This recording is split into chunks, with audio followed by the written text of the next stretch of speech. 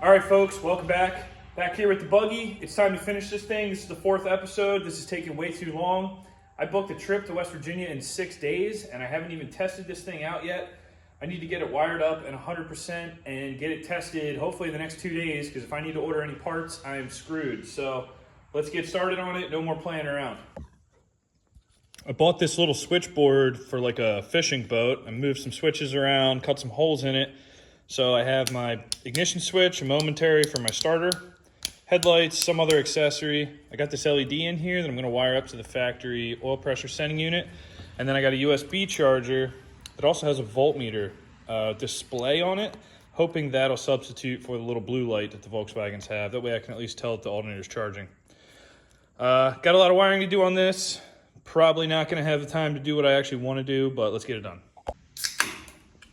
All right, got this thing mounted up, starting to run a couple wires right now, but it's together and it's working. So main switch on, everything boots up, oil pressure light, voltage, right? I don't have a battery charge indicator anymore, which looking at some wiring diagrams, it looks like that's what excites the charging coil in the alternator. So if I start this,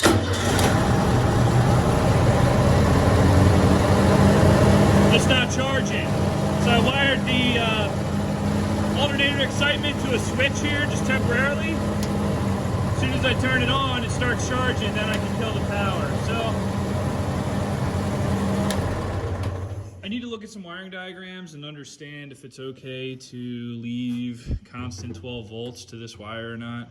It was doing that through the bulb, but the bulb has like 2.5 ohms of resistance, so it kind of controls it. I don't know if I can just run straight 12 volts to this, or do I need to put a resistor in to simulate the old dashboard light in the Beetle. So, ow.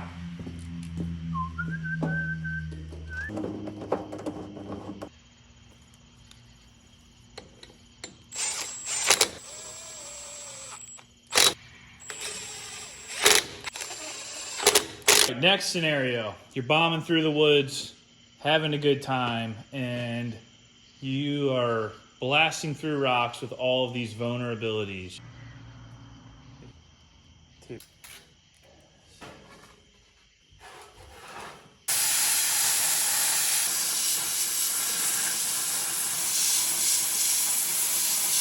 A little bit. Quick view of what's going on here. I gotta get to bed. Gotta be at work in a couple hours again. That's how it always goes on. This skid plate's super rough, but anywho, the main plate is mounted and all the kick plates are done. So you look at this, you're like, oh, this ain't gonna do nothing. Well, yeah, it is, okay? I'm not looking to stop like bombs and rifles here. I'm looking to deflect rocks from bouncing off the push rods. I think we'll be all right. I got a lot of grinding to do. This is all just rough cut steel tacked on here, but it does its job. It protects the side of the engine, and it will also protect the rear timing cover in the event that I, you know, stand this thing up on a hill climb or whatever. Got the skid plate done. Turned out pretty nice. I mean, it ain't no showpiece, but it's thick enough. It's gonna do what it's gotta do. Fits really nice, protects all the critical stuff, and you can still even drain the oil without pulling it apart. So it comes off with 6 bolts, welded the nuts into the frame of the buggy, or welded tabs on to bolt it on. So got it idling, got it nice and hot. I wanna dump the oil out of it. This is still the original oil from when I put the motor together. But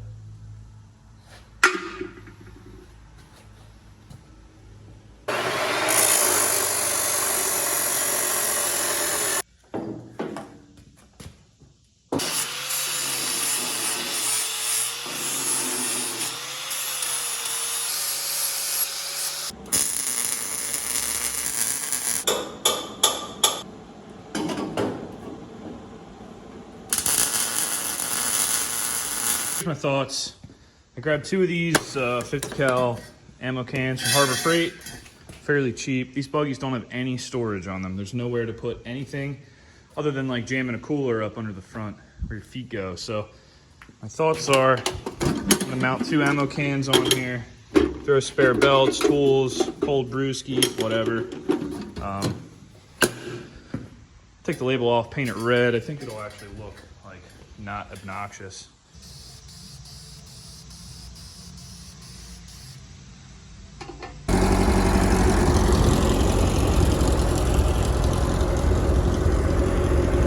Man, it's nice to see this thing on the ground and moving under its own power again.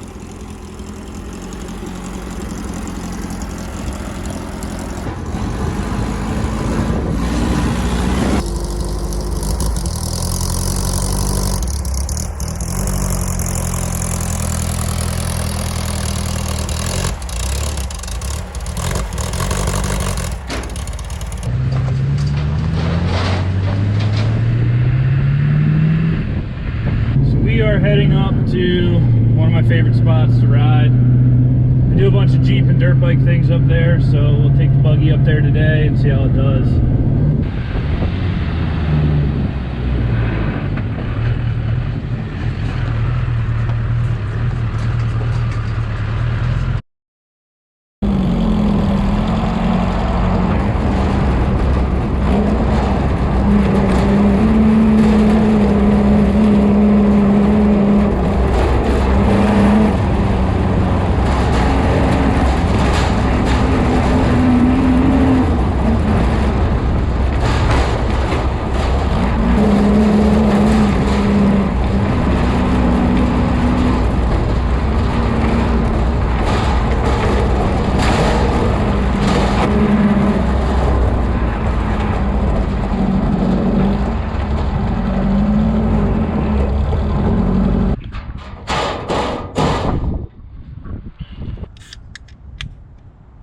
They made it to my first destination.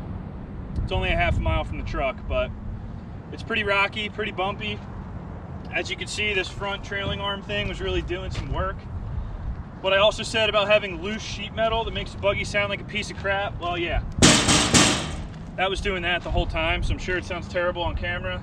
I gotta do something to stiffen that up. But otherwise, it really runs nice. It hasn't puked oil all over the ground yet, and it's not knocking yet, so I think we're on to something here.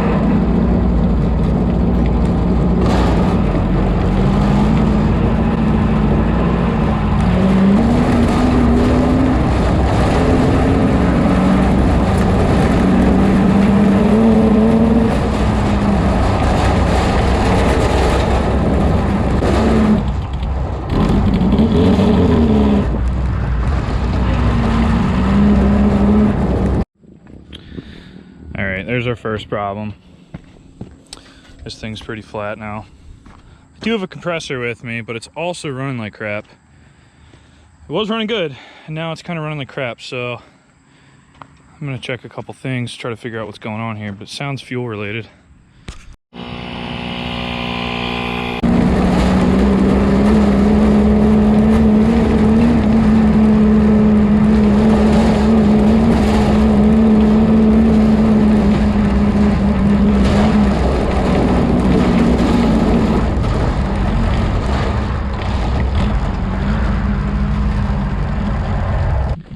We are definitely having some running issues here. She's breaking up real bad.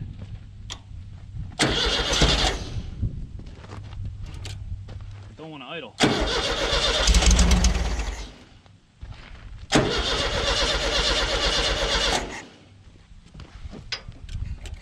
We're good.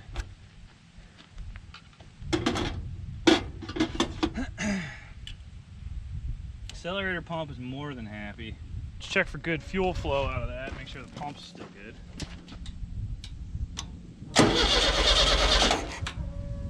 Okay, we got fuel flow underneath the filter screw on us. Oh boy, it just flooded.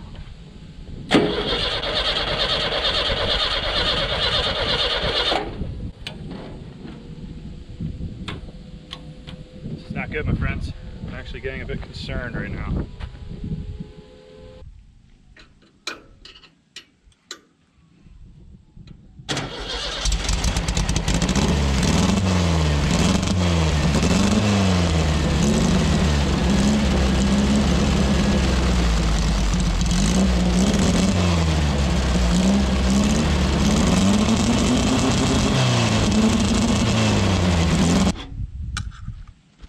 it runs, I'm gonna pack this show up and start babying this back to the truck because I'm not exactly sure what's going on here, and I don't need to be hiking that far. If I died at the other spot, that'd be one thing, but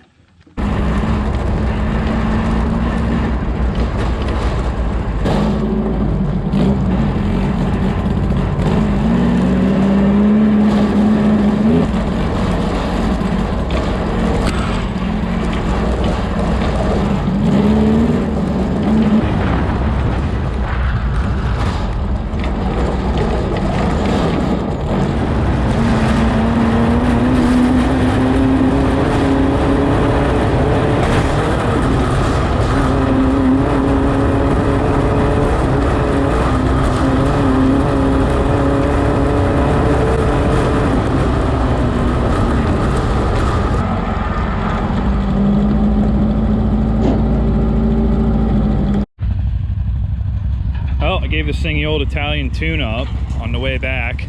Of course it starts running great, hitting on all 4 cylinders. Get up to like my highest speed of the day, 44 miles an hour, if anyone's wondering. And only 2nd gear, but tacoed this wheel pretty good, blew the tire off the rim already. So obviously these like steering tires are gonna be no good for terrain like this and probably the terrain in West Virginia.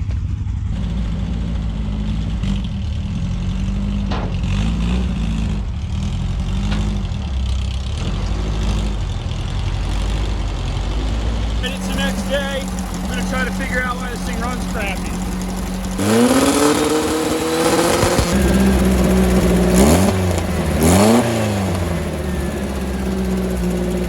This up and off.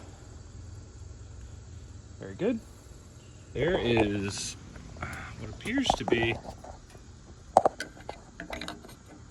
a fair bit of loose debris in the bowl of the carb again. I cleaned this thing out pretty good.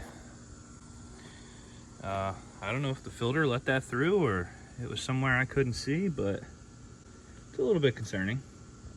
I'm gonna head to the junkyard and see if I can find something that I could make work in a pinch here. I just want to take a couple quick measurements.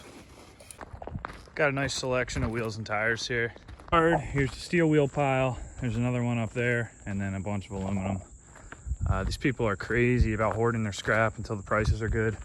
Just blows my mind. But let me get into this pile here, see if I can find a pair that I like.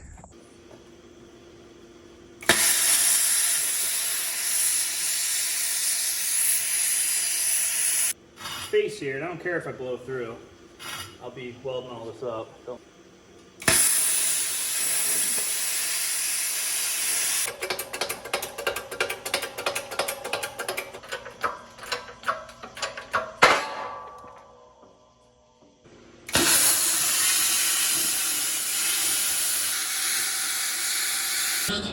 Getting this wheel centered up on the Volkswagen hub here, so probably can't see that, but crazy glare coming in. Anyway, I got a dial indicator on this. Now I'm gonna bump this thing around until it's true to the center of the axle.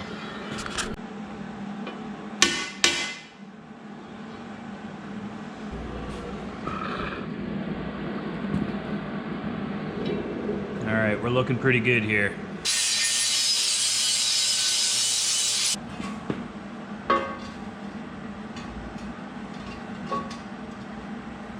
That's a 6-inch wheel. I'm going for about 2 inches of backspace. So I can measure off of this face here.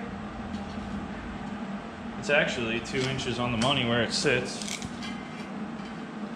It's a 6.5-inch wheel.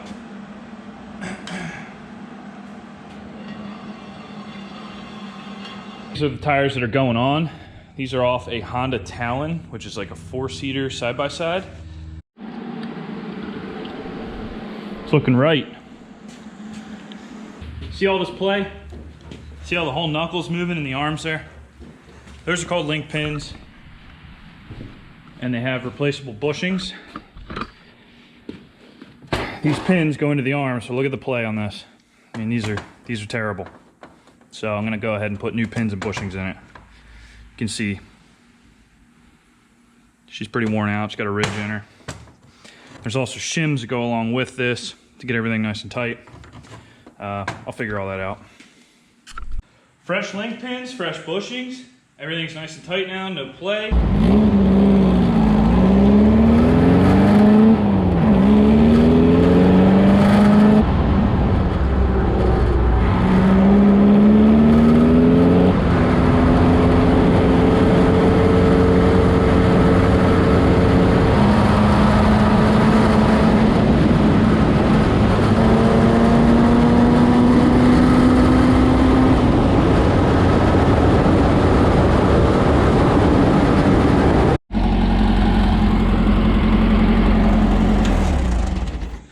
Alright guys, I apologize. I have not been filming last couple of raging hours here.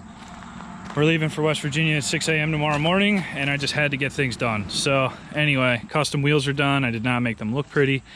It's got the proper tires on it now. I put a 2,000-pound winch on the front of it, and it's got the control mounted right down here. Could not get a carb rebuild kit in time. I ordered one and Amazon screwed me, so I ended up making my own gasket from scratch. That was a doozy. I had to cut the whole thing. It's a pretty complicated gasket.